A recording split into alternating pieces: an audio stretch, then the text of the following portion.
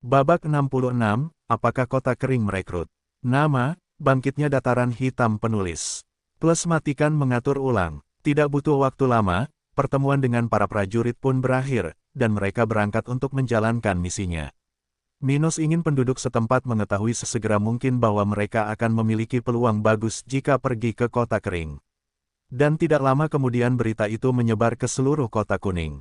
Dengan 54 tentara Black Plain Army menyebarkan informasi yang diperintahkan Minos, dengan cepat banyak orang mengetahui siapa orang-orang ini, siapa yang menyerang kelompok bandit tersebut, dan apa yang mereka tawarkan untuk kota ini. Di sebuah restoran di pusat kota kuning, dua lelaki tua sedang makan ketika mereka tiba-tiba mendengar percakapan yang menarik perhatian mereka dari meja lain. "Ross, ku dengar kelompok yang menyerang para bandit di kota kita berasal dari kota kering." Seorang wanita parubaya berkata kepada seorang pria jangkung dan kuat. Aku juga mendengarnya. Salah satu pria dalam kelompok itu datang ke tokoku hari ini dan menyebarkan berita tentang bos mereka. Kata lelaki kuat itu sambil membawa sepotong daging panggang di mulutnya.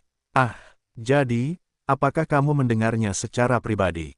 Aku mendengarnya dari adik laki-lakiku. Lalu, apa pendapatmu tentang semua ini? Wanita itu bertanya dengan ekspresi menarik di wajahnya. Dia adalah seorang pedagang lokal kecil yang memiliki bakat biru dan berada di level 30. Dan meskipun pekerjaan yang ditawarkan di kota kering ini tidak terlalu mengesankan baginya, konsekuensinya tentu saja mengesankan. Itu karena banyak kliennya adalah orang-orang dengan talenta kulit putih yang pasti tertarik dengan peluang ini. Dengan begitu, kota kering pasti mempunyai ruang bagi bisnisnya untuk berkembang lebih besar karena orang-orang ini akhirnya bisa mempunyai penghasilan tetap dan jauh lebih baik daripada apa yang bisa mereka dapatkan di kota kuning ini. Oleh karena itu, dia dapat memiliki lebih banyak pelanggan dan pelanggan tersebut dapat mengonsumsi lebih banyak produknya. Pria itu meluangkan waktu untuk mengunyah makanannya lalu menjawab. Mereka menawarkan 40 kristal tingkat rendah kepada orang yang lebih lemah, yang berada di antara level 19 dan 29. Sedangkan untuk mereka yang berlevel 30 hingga 39, mereka menawarkan 90 kristal. Dia lalu meminum seteguk besar bir lalu melanjutkan. Dengan ini, orang-orang dengan talenta kulit putih, maupun orang-orang dengan talenta biru, bisa mendapatkan pekerjaan yang menghasilkan pendapatan yang layak ketika tidak ada lagi yang bisa dilakukan. Dan ini tentu menjadi peluang bagi toko-toko kecil seperti kami. Minos telah meningkatkan remunerasi para petani yang mencapai tahap prajurit spiritual. Itu karena dia perlu mendorong lebih banyak orang untuk melanjutkan dan memasuki bidang pertanian, bahkan mendorong orang-orang dengan bakat biru untuk melakukan pekerjaan ini, meskipun itu hanya sementara. Lagi pula, jumlah lowongan untuk tentara dataran hitam terbatas, dan permintaan akan layanan di kota kering tidak begitu besar sehingga semua orang dengan bakat biru punya pekerjaan. Oleh karena itu, pertanian merupakan alternatif yang baik bagi orang-orang ini, yang dapat memperoleh gaji yang layak dari kegiatan ini, hingga muncul sesuatu yang lebih baik.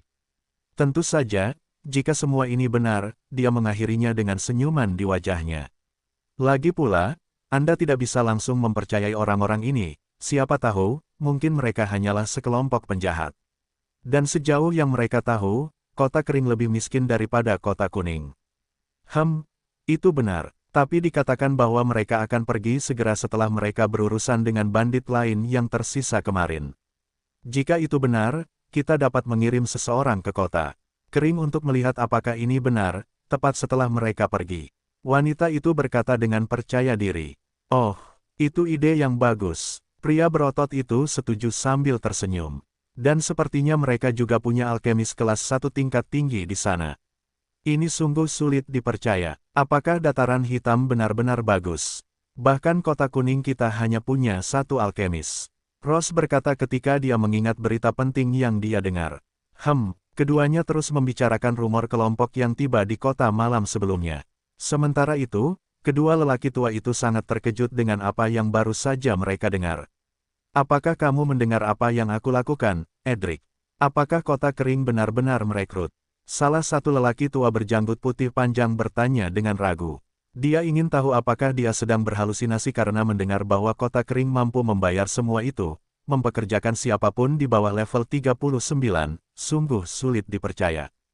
Keduanya sebenarnya adalah pedagang dari Kerajaan Ombak dan satu-satunya alkemis di Kota Kuning.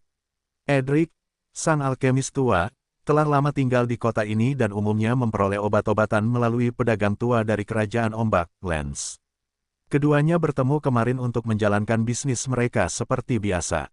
Dan hari ini, saat Lance tua akan kembali ke keluarganya di wilayah terdalam Kerajaan Ombak, keduanya mengambil kesempatan untuk makan siang di restoran ini. Mengapa Lance tua, meskipun seorang pedagang, berhasil masuk ke Kota Kuning tanpa masalah besar? Ini karena Edric. Sebagai satu-satunya alkemis di kota itu, penjahat tidak dapat mengambil risiko Edric berhenti memproduksi pil karena kurangnya sumber daya.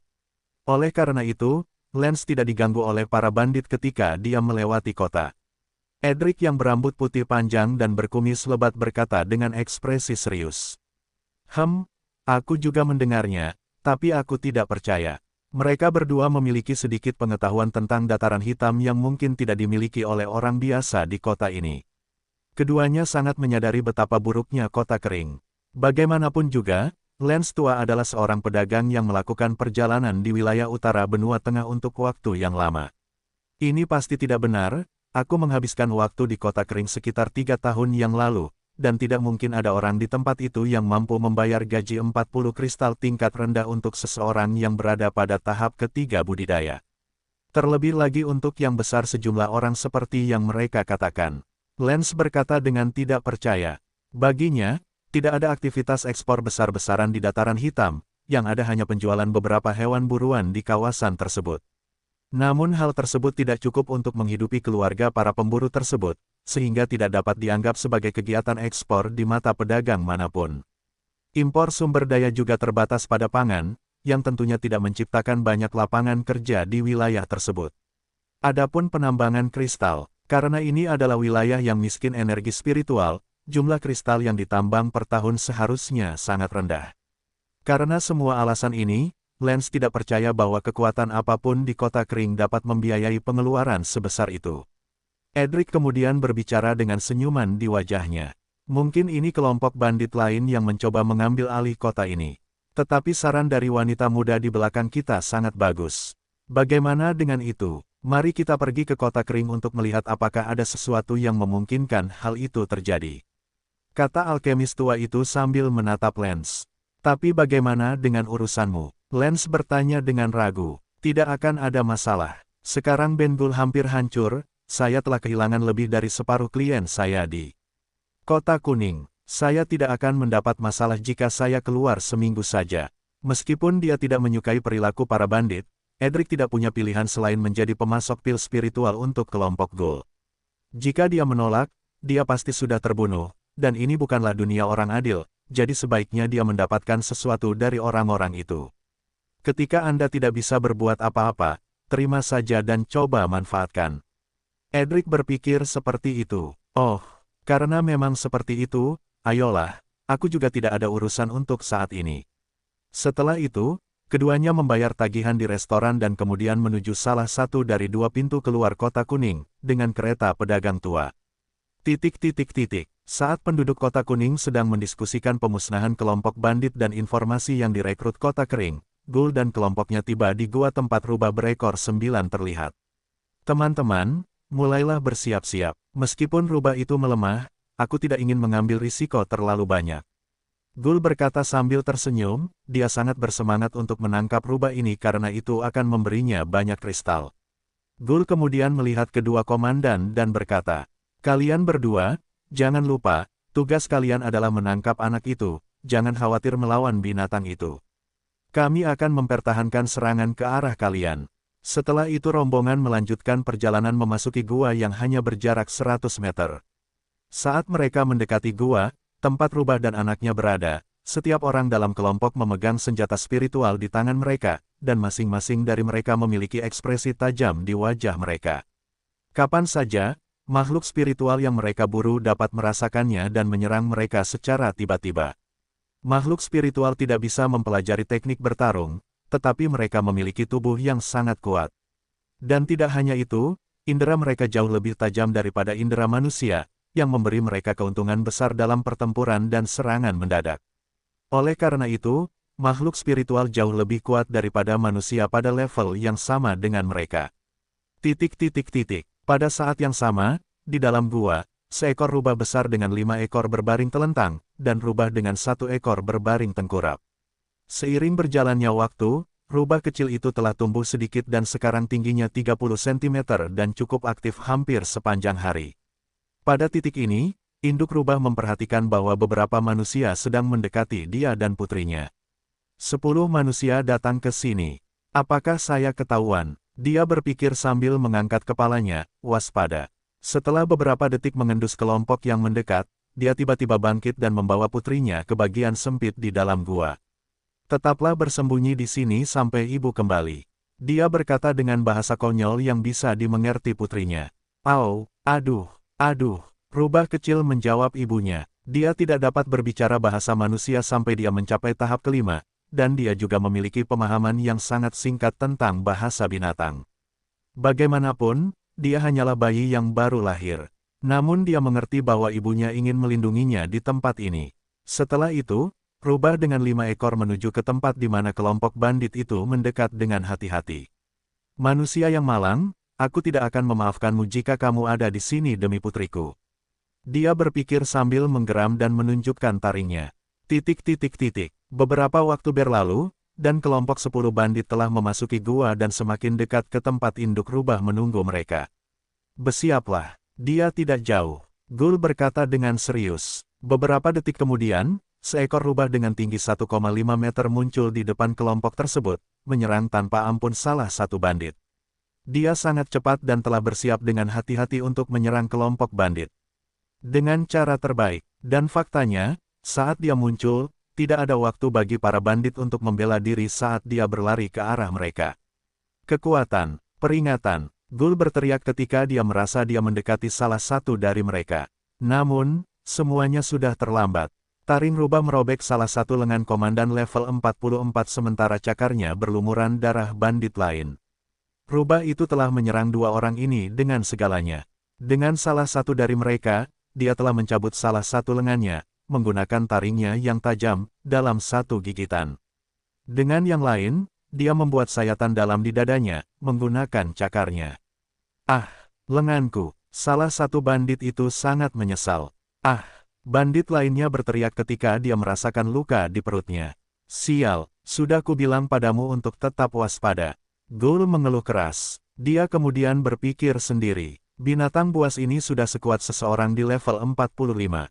Jika dia tidak dilemahkan saat melahirkan, kita hanya akan menghadapi kematian dengan menantangnya. Setelah serangan mendadak ini, hampir semua bandit mulai mengaktifkan teknik mereka, sementara 2 bandit berlari menuju bagian terdalam gua. Mereka ingin menculik anak binatang itu secepat mungkin. Melihat hal tersebut, ibu rubah segera memahami rencana musuh dan segera menyerang mereka. Matilah, kamu bajingan. Dia berpikir sambil berlari menuju preman 2 level 44 itu. Namun, pada titik ini, 3 preman level 45 menyerangnya dari sisi yang berbeda, mencegahnya untuk melanjutkan. Pisau udara, seni beracun, bola api, ketiganya mengaktifkan teknik mereka dengan sebagian besar energi mereka, menutup jalur rubah. Kotoran, dia berpikir, sambil menggunakan kekuatan fisiknya untuk membela diri. Di saat yang sama, di 3 arah di mana para bandit ini berada, serangan jarak jauh terbentuk di udara, menerangi tempat di mana mereka berada dengan warna merah karena bola api berdiameter sekitar 5 meter. Kekuatan, ledakan, salah satu ekor rubah terlempar ke arah bola api, sementara cakarnya menciptakan bilah udara lain, melawan teknik musuh. Astaga, namun, dia tidak bisa menghindari bola racun hitam yang mengenai salah satu cakarnya. Di saat yang sama, kedua bandit itu menghilang ke kedalaman gua sambil mencari anak rubah. Tidak, sang ibu menangis dalam hati saat melihat kedua pria sebelumnya sudah tidak ada lagi di tempat ini. Telapak rohani, pengadilan setan, kekuatan. Beberapa serangan dilancarkan oleh para bandit, menyebabkan rubah mengambil banyak langkah mundur menuju pintu keluar gua. Serangan-serangan ini sangat kuat, meninggalkan beberapa luka di tubuhnya. Salah satu kakinya berdarah, dan beberapa bintik hitam menyebar ke seluruh tubuhnya. Dia kemudian berlari menuju kelompok itu, menyerang semua yang dimiliki salah satu bandit itu.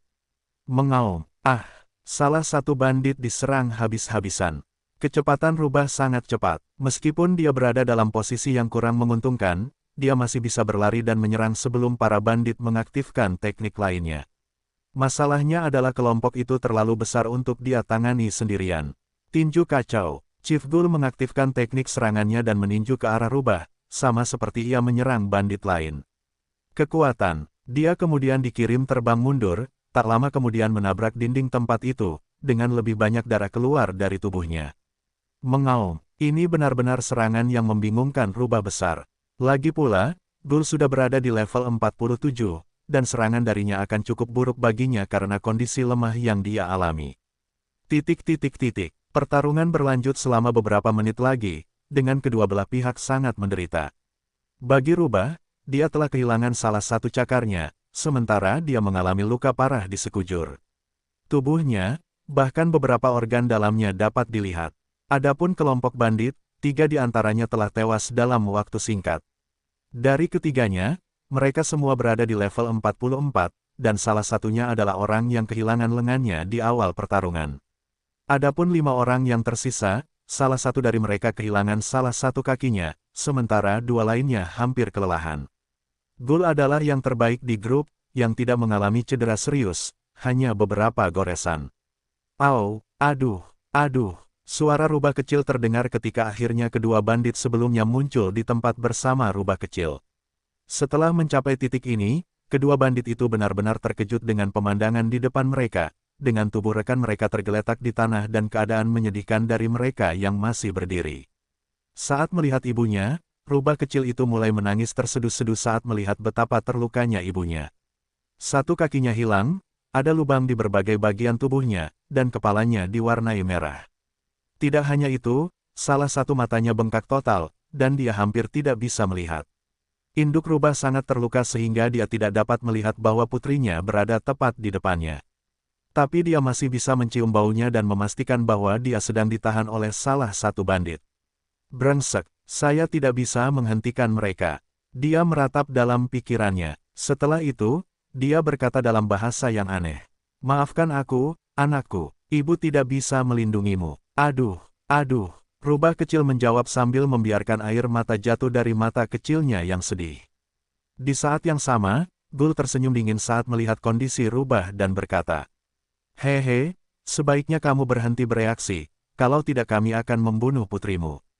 Ghoul tidak tahu bahwa makhluk spiritual setingkat rubah ini sama cerdasnya dengan manusia, tapi dia tahu bahwa dia akan memahami niatnya.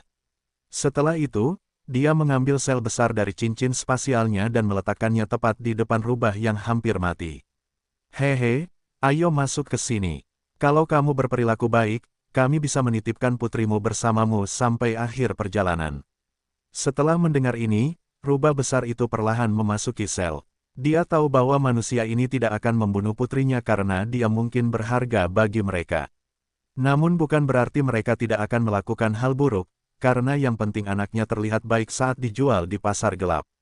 Tapi dia masih bisa disiksa dan disembuhkan sebelum itu terjadi. Dan sebagai seorang ibu, dia tidak bisa mengambil risiko itu. Karena dia tidak lagi memiliki kekuatan untuk bertarung, untuk saat ini, dia hanya bisa menerima nasib tragis dirinya dan putrinya. Manusia celaka, jika aku punya kesempatan, perlahan-lahan aku akan melahapmu. Pikirnya marah sambil berbaring di dalam sel. Pada saat yang sama, Ghoul mengambil rubah kecil itu dan melihatnya dengan baik. Haha, kamu akan menjadi titik balik bagiku. Dia berkata setelah tertawa. Aduh, rubah kecil itu mengacungkannya dengan marah. Hahaha, lucu sekali. Dia kemudian menoleh ke 6 pria yang tersisa dan berkata, kami akan beristirahat selama beberapa jam, lalu kami akan kembali ke Kota Kuning. Kami tidak bisa berlama-lama di sini, karena kami tidak tahu apakah hanya kami yang menemukan rubah ini. Setelah mendengar ini, ke-6 pria itu menganggukkan kepala dan kemudian mulai menyerap obat-obatan dan pil pemulihan spiritual mereka. Meskipun beberapa jam ini tidak cukup untuk memulihkan mereka yang paling menderita, itu cukup bagi mereka untuk kembali ke Kota Kuning. Lagi pula, tidak banyak bahaya di wilayah ini, dan mereka bisa beristirahat dengan nyaman di mansion mereka. Setelah beristirahat selama beberapa jam, rombongan 7 pria dan 2 ekor rubah kembali ke Kota Kuning. Mereka berada dalam 3 kereta, ditarik oleh binatang spiritual tingkat rendah, sementara salah satu kereta memiliki sel besar yang melekat padanya. Karena jarak dari tempat mereka berada, mereka akan tiba di Kota Kuning setelah 1,5 hari perjalanan, yang juga akan berguna bagi sebagian dari mereka untuk pulih sedikit dari pertempuran baru-baru ini. Namun dari ketujuh orang tersebut, salah satu di antaranya praktis lumpuh dan tidak bisa lagi bertarung seumur hidupnya.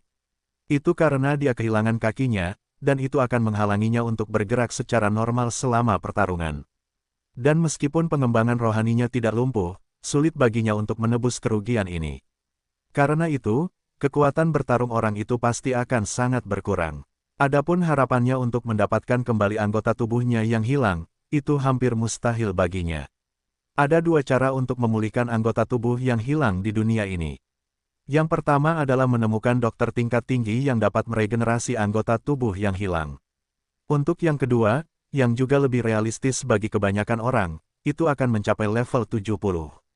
Pada level ini, para kultivator bahkan dapat membangun tubuh yang benar-benar baru. Jadi, sangat mudah untuk memulihkan kaki atau lengan yang hilang. Namun, untuk seseorang dengan bakat biru, seperti pria ini, bahkan dengan bantuan pil tingkat tinggi, dia hanya bisa mencapai level 69. Ini adalah batas atas tubuh seseorang dengan bakat ini. Talenta biru memberikan pemahaman yang memudahkan sang kultivator untuk naik ke level 29. Namun sejak saat itu, seseorang dengan talenta tersebut harus menghadapi hambatan yang semakin sulit diatasi. Dan hambatan terakhir bagi orang-orang ini adalah tahap budidaya ke-7 hingga ke-8. Pada saat itu, bahkan jika seorang penanam bakat biru level 69 memiliki pil tingkat menengah tingkat 3, dia tidak akan mampu memecahkan hambatan itu. Faktanya, jika seseorang dengan karakteristik ini mencoba menembus level tersebut dengan menggunakan pil itu, mereka hanya akan melakukan bunuh diri. Itu karena tubuh orang tersebut tidak akan mampu menyerap energi dalam jumlah besar dari pil tersebut, sehingga terjadi ledakan dari dalam keluar. Namun bukan hanya tubuh orang tersebut yang akan roboh setelah menerima jumlah energi yang lebih besar dari yang seharusnya, namun jiwa orang tersebut juga akan meledak bersama tubuhnya.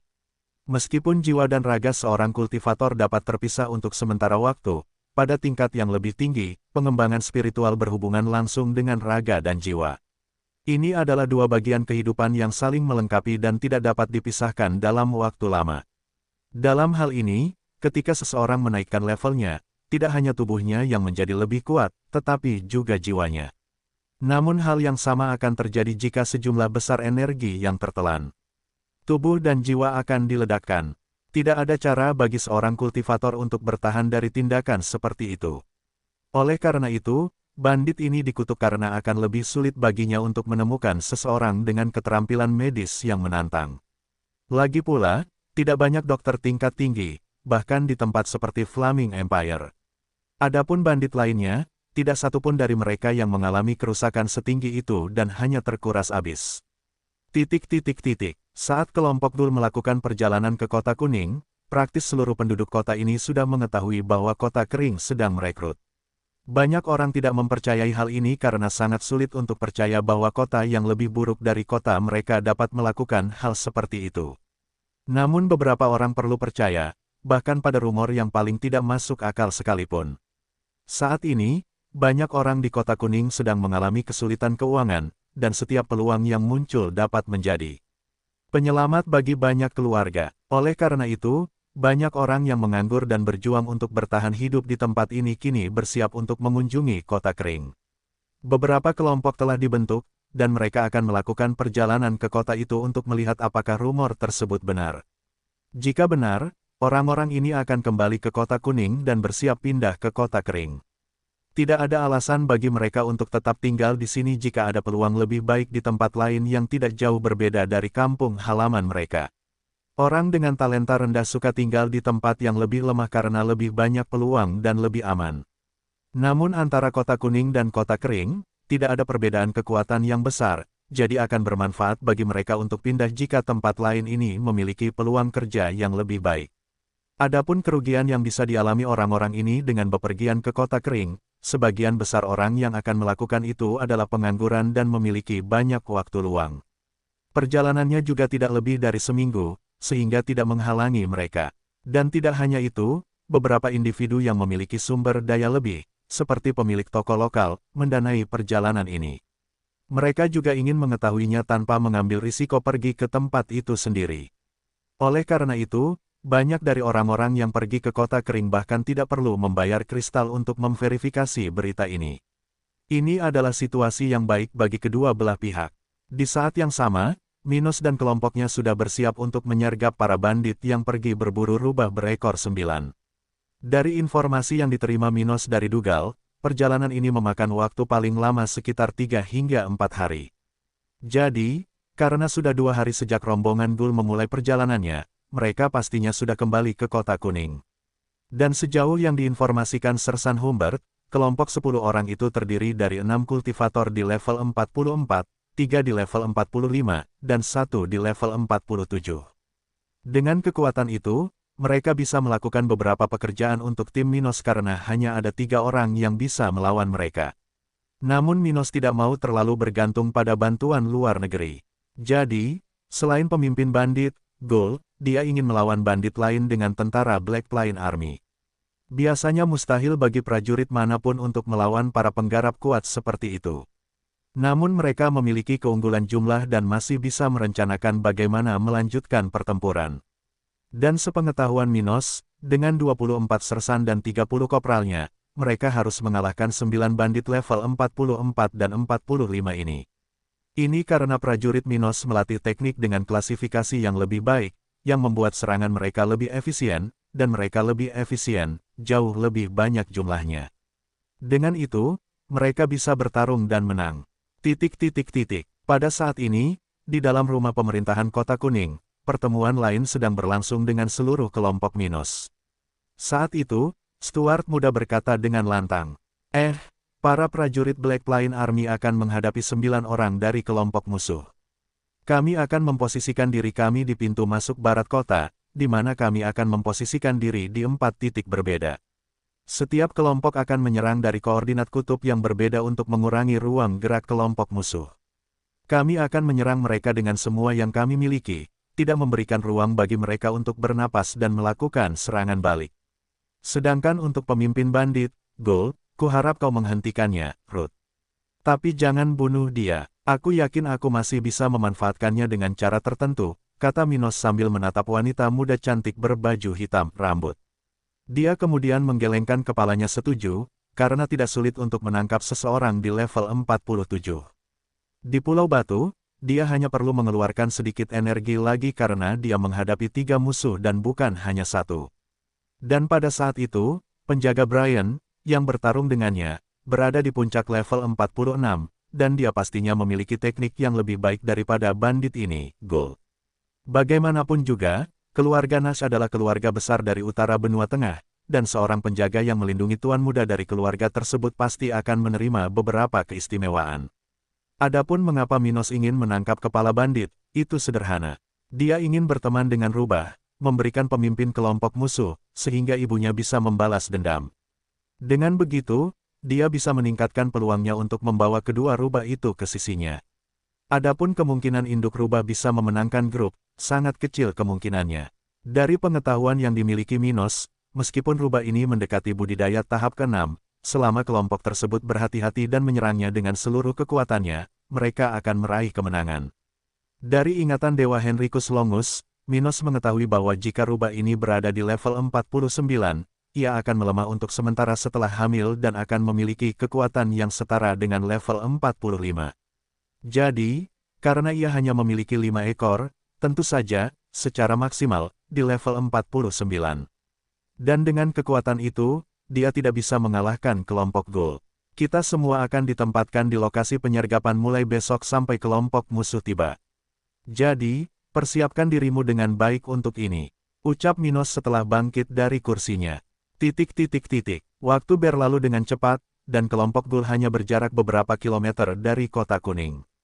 Saat itu, siluet kota sudah bisa terlihat dari tempat mereka berada.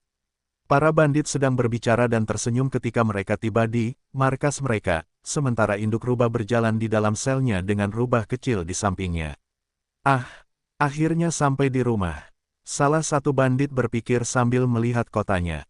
Saat ini, 4 tim tentara dataran hitam tersebar di arah selatan, utara, barat, dan timur, dari pintu masuk timur Kota Kuning. Jarak mereka hanya beberapa ratus meter, tapi kelompok Ghoul tidak akan menyadarinya. Itu karena tim Minos jauh lebih lemah dari mereka, jadi para penjahat ini hanya akan meremehkan mereka.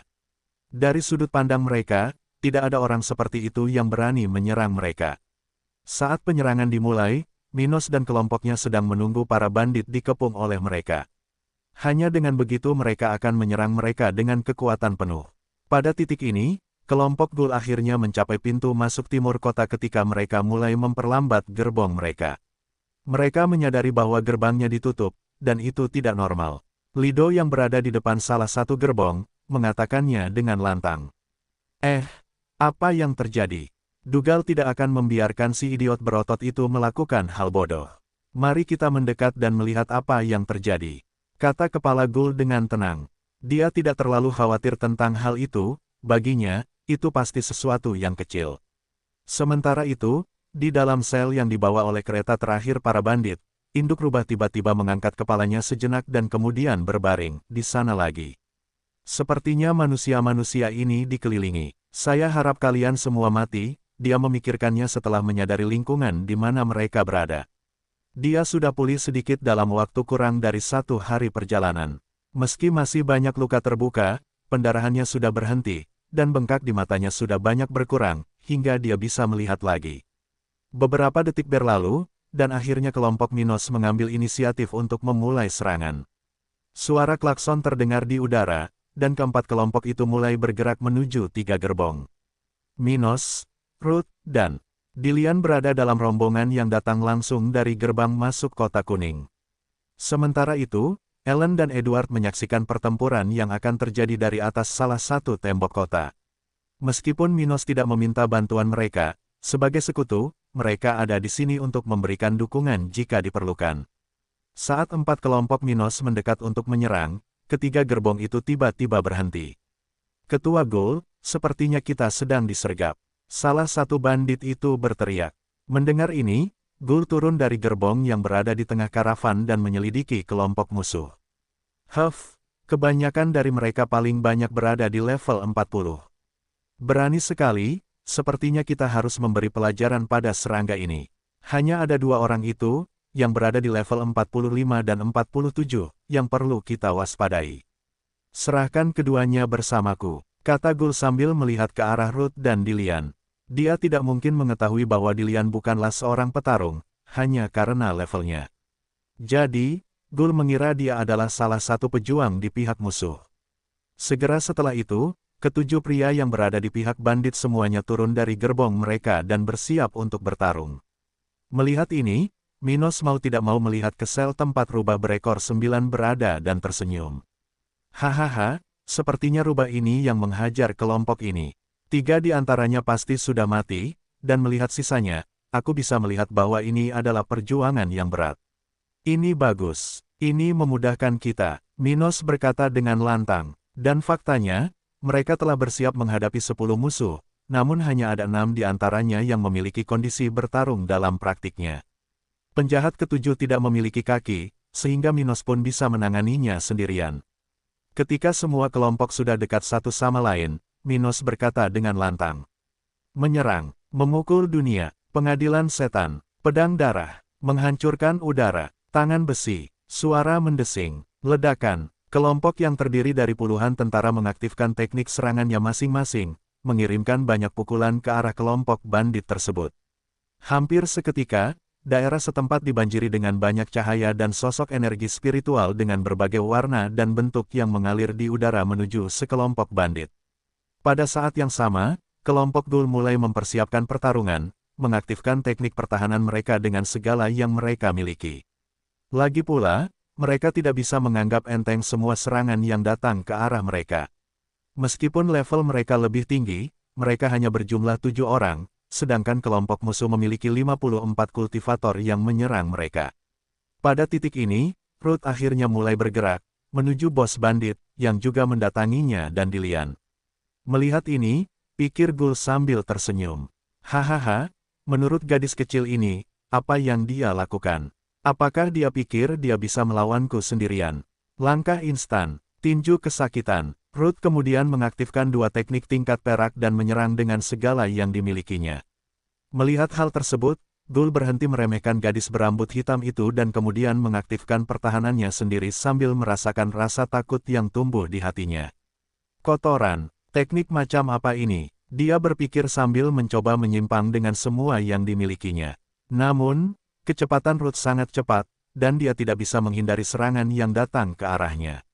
Ledakan, kekuatan, beberapa suara pertempuran terdengar di sekitar penyergapan sementara 60 orang lainnya bertempur secara aktif.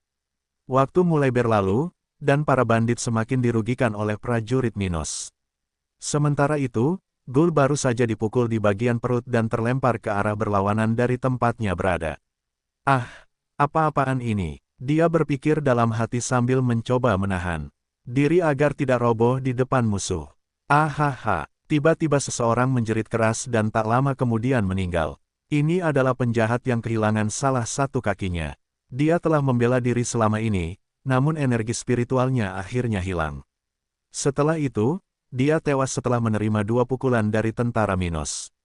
Saat pertarungan berlangsung, reaksi penonton berbeda-beda. Ellen dan Edward memanfaatkan kesempatan ini untuk melihat kemampuan militer Minos dan mengamati kekuatan besar Ruth. Minos dan Dilian, di sisi lain, sedang mengevaluasi kinerja para prajurit tentara dataran hitam. Induk rubah pun menikmati musuh yang telah menculiknya dengan dihancurkan tepat di hadapannya. Tapi dia tidak sepenuhnya bahagia, tidak, karena mungkin masa depannya akan tetap sama di tangan orang-orang ini. Waktu berlalu, dan pertarungan perlahan berakhir. Keenam bandit yang dihadapi tentara Minos sudah tewas, hanya menyisakan Chief Ghoul. Chief Ghoul masih sadar karena Ruth telah bertahan karena dia sudah terluka parah dan hampir tidak ada energi spiritual yang tersisa. Pada titik ini, Ghoul berkata dengan suara kesal, "Sengsara, segera bunuh aku." Dia sangat marah karena pihak musuh membencinya di tengah pertempuran. Mengenai mengapa kelompok ini menyerangnya, itu tidak masalah. Sebagai preman berpengalaman, Ghoul pernah melakukan hal serupa di masa lalu. Selama Anda memiliki kekuatan, Anda dapat melakukan apapun yang Anda inginkan. Itulah yang diyakini Ghoul. Jadi, jika mereka menginginkan kota kuning dan memiliki kekuatan untuk merebutnya, Ghoul tidak perlu berdebat. Dia sudah melakukannya sendiri di kota yang sama. Namun dia tidak tahan dengan kenyataan bahwa musuh-musuh ini tidak tergoda untuk membunuhnya, seolah-olah dia adalah cacing yang tidak berbahaya. Minos berkata keras-keras saat ini, sambil melihat di mana Ruth berada. "Ruth, pingsan dia." Setelah mendengar ini, Ruth segera bergerak, menggunakan sedikit kekuatan untuk menjatuhkan bandit Ghoul. Setelah itu pertempuran akhirnya usai dan penangkapan Ghoul berhasil dilakukan. Oke teman-teman, itu pertarungan yang bagus. Kumpulkan barang-barang yang ditinggalkan oleh ketujuh preman ini dan kemudian sampaikan laporan kepada kakek Dilian. Minos berkata sambil tersenyum sambil berjalan menuju gerbong terakhir dari 3 gerbong di lokasi ini. Dia ingin melihat rubah berekor 9 ini dari dekat. Lagi pula, jauh lebih baik melihat semuanya dengan mata kepala sendiri daripada hanya sekedar kenangan. Minos lalu berkata, "Kakek Dilian, ikutlah denganku. Menurutku rubah itu akan membutuhkan bantuanmu." Baiklah Tuan Muda," kata kepala pelayan sambil berjalan berdampingan dengan Minos. Ketika keduanya tiba di sisi sel tempat rubah besar itu berada, Minos dan Dilian melihat betapa terlukanya ibu malang itu. Dia juga sepertinya tidak minum air selama berhari-hari, terlihat dehidrasi total. Ah, dia kehilangan salah satu cakarnya. Dilian menghela nafas singkat ketika melihat situasi rubah. Tidak seperti Minos, dia tidak tahu tentang perubahan luar biasa yang terjadi ketika seseorang mencapai level 70. Oleh karena itu, melihat binatang ini tidak memiliki salah satu cakarnya seperti melihat seseorang lumpuh. Tapi Minos tidak mempedulikan hal itu. Selama dia terus menjadi lebih kuat, hal itu secara alami akan teratasi. Minos lalu berjongkok dan menatap mata induk rubah lalu berkata, "Saya ingin memperkenalkan diri, nama saya Minos Stuart, tapi Anda hanya bisa memanggil saya Minos. Bolehkah saya tahu apa nama rubah berekor 9 yang luar biasa ini?" Mendengar ini, induk rubah menatap Minos dengan tatapan terkejut di matanya. Dia tidak terlalu terkejut Minos mendatanginya dan memulai percakapan. Bukan hal yang aneh untuk mengetahui bahwa makhluk spiritual tingkat 5 dapat Berbicara dalam bahasa manusia, dia tidak percaya ada orang yang bisa mengenali rasnya di tempat miskin seperti ini. Pertama-tama, rasnya belum pernah datang ke benua tengah selama berabad-abad, apalagi ke tempat dengan kepadatan spiritual yang buruk. Jadi, tidak disangka ada orang yang mengenali rasnya di area ini. Di saat yang sama induk rubah sangat terkejut dengan perkataan Minos, Dilian juga cukup terkejut. Dia belum pernah mendengar ras seperti itu, tapi dia berharap Minos akan mengenalinya karena dia mewarisi keahlian dari spesialis tingkat tinggi. Saat induk rubah menatap Minos, Ruth akhirnya mendekati kelompok itu dan mulai mengamati binatang di depannya dari dekat. Rubah kecil itu tampak sangat normal baginya, tetapi ibunya sama sekali tidak biasa. Dia belum pernah melihat rubah dengan lebih dari satu ekor. Dan meskipun beberapa kekuatan besar di benua tengah mengetahui ras ini, Ruth bukanlah bagian dari mereka. Lagi pula, kerajaannya tidak pernah memiliki Tuhan. Itu hanyalah kerajaan tingkat kedua. Induk rubah kemudian berbicara untuk pertama kalinya. Bagaimana kamu tahu tentang rasku? Aku bisa memberitahumu tentang itu nanti, tapi maukah kamu memberitahuku namamu? Minos berkata sambil tersenyum. Rubah itu memandangnya sejenak dan berkata, namaku Emlyn, tapi apa bedanya bagimu? Kamu mungkin hanya akan mencoba menjual kami, seperti manusia-manusia sebelumnya. Dentang, Minos kemudian menggelengkan kepalanya sebagai penyangkalan dan kemudian membuka sel dengan pedangnya. Dia berjongkok setinggi mata rubah dan berkata, kamu salah, aku tidak akan melakukan itu, karena aku akan tetap memberimu perawatan medis dan membiarkanmu menentukan nasibmu sendiri. Apa menurutmu aku bodoh? Emlyn berkata dengan marah sambil menatap Minos. Minos kemudian mengabaikan tatapan rubah dan menatap kepala pelayan Dilian dan berkata, kakek Dilian, bisakah kamu memulai pengobatannya? Baiklah tuan muda, kata Dilian sebelum memasuki sel. Dia kemudian mulai menggunakan teknik yang berfokus pada penyembuhan. Penyembuhan bercahaya. Pada saat yang sama, cahaya kemasan mulai memancar dari tangan Dilian, secara bertahap menyembuhkan luka Emlyn. Setiap kali cahaya keemasan yang dipancarkan teknik Dilian melewati luka, jaringan tubuh rubah yang terluka itu mulai beregenerasi dengan cepat. Pada saat yang sama, kotoran dan darah hitam yang telah mengering terurai, membuat luka benar-benar bersih sebelum ditutup. Pada saat yang sama, Minos mengambil mangkuk besar dari cincin spasialnya dan meletakkannya di depan kedua rubah. Setelah itu, Minos mulai mengisi mangkuk tersebut dengan air dari kerajaan tata ruang. Dia lalu berkata, minumlah, aku tahu kamu dehidrasi, tidak ada racun. Melihat ini, Emlyn merasa sedikit aneh saat dia melihat ke arah Minos dan mangkuknya. Dia tidak tahu apakah dia bisa mempercayainya, tetapi sebelum dia mengambil keputusan, putrinya melompat ke dalam mangkuk dan mulai meminum air dengan cepat. Kila, tunggu sebentar, katanya dengan suara pelan. Namun, tidak ada gunanya. Rubah kecil itu terus minum. Sebagai makhluk spiritual, Kila memiliki indera yang hebat, jadi dia tahu bahwa air ini bukan saja tidak beracun, dan masih sangat kaya akan energi spiritual. Ibu Kila hanya tidak menyadarinya sebelumnya karena dia sangat mengkhawatirkan Minos. Pengetahuannya tidak umum bagi siapapun di tempat ini, dan dia juga terluka parah. Itu sebabnya dia tidak bisa menyelidiki air spiritual di hadapan putrinya. Lihat, kalau itu diracuni, putrimu tidak akan melakukan itu. Minumlah. Itu akan membantu kesembuhanmu, kata Minos. Beberapa saat kemudian, ibu dan putrinya meminum semua air yang ditaruh Minos di sana. Segera setelah itu, dia mengeluarkan sekantong apel rohani dan menaruhnya di sana untuk mereka berdua makan. Minos lalu menepuk kepala rubah kecil itu dan berkata, siapa nama putrimu? Apakah kamu sudah memilih? Namanya Kila, kata Emlyn sambil memakan beberapa buah apel sekaligus. Dia lapar, dia tidak hanya tidak makan selama 2 hari, tetapi energi spiritualnya juga terkuras. Oh, nama yang bagus. Baiklah, Emlyn, meskipun aku meyakinkanmu bahwa kamu bisa melakukan apa yang kamu inginkan, aku akan tetap memberimu tawaran. Tolong dengarkan semuanya sebelum menolak. Aku juga akan memberimu banyak waktu untuk memutuskan, jadi kamu tidak perlu menjawabnya sekarang. Di saat yang sama ketika Minos mulai menyampaikan tawarannya, Ellen dan Edward telah tiba di tempat itu. Mereka juga penasaran dengan binatang yang belum pernah mereka lihat sebelumnya. Oh, rubah yang cantik sekali, ucap Ellen saat melihat Kila mencoba memakan apel. Sementara itu, Minos mendekati telinga Emlyn dan berkata dengan suara pelan.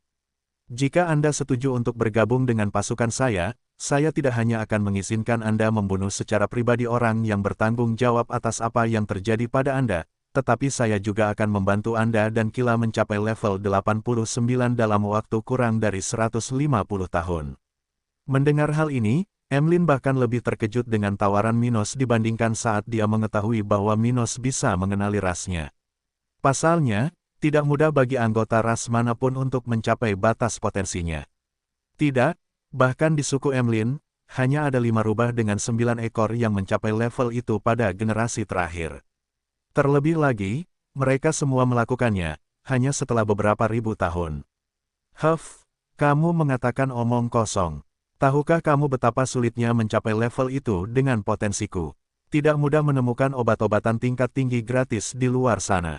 Dan untuk masing-masingnya, ada pembantaian besar-besaran bagi seseorang untuk mendapatkan hak untuk menyerapnya. Emlyn berkata dengan nada mengejek. Dan sulit sekali menemukan obat-obatan terbaik yang tidak ada pemiliknya. Sebagian besar tanaman ini ditanam di dalam properti keluarga besar dan suku besar. Dan kekuatan itu hampir tidak cukup untuk mereka sendiri, sehingga orang luar bisa saja lupa membeli sesuatu seperti itu. Dan bahkan jika seseorang menjual obat tersebut, harganya akan sangat tinggi sehingga hanya sedikit orang di dunia yang mampu membelinya. Dan bagi mereka yang hidup bebas, lebih mudah menemukan jarum di tumpukan jerami. Dan bahkan jika seseorang menemukan salah satu dari ini, itu tidak berarti dia, atau dia, akan menjadi satu-satunya. Minos selalu berkata sambil tersenyum. Saya tahu itu, tapi saya jamin apa yang saya katakan adalah kebenaran. Saya bisa membuktikannya, tapi Anda harus setuju untuk bergabung dengan kekuatan saya setelah melihat ini. Tetapi kamu tidak perlu khawatir tentang apa yang akan aku pesan darimu. Faktanya, sampai kamu mencapai level 70, aku tidak berencana untuk meminta apapun darimu. Kamu hanya perlu membantuku jika aku dalam keadaan bahaya kematian. Kalau tidak, aku hanya akan memintamu melakukan sesuatu setelah memulihkan kakimu dan mampu berubah menjadi bentuk humanoidmu. Minos tidak ingin mengajak rubah berekor 9 berkeliling.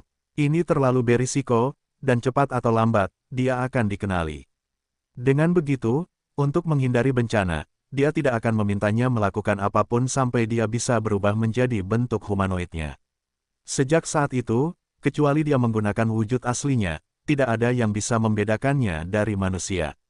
Menurut Minos, hal itu bisa memakan waktu 40 hingga 50 tahun, namun hal itu layak untuk ditunggu.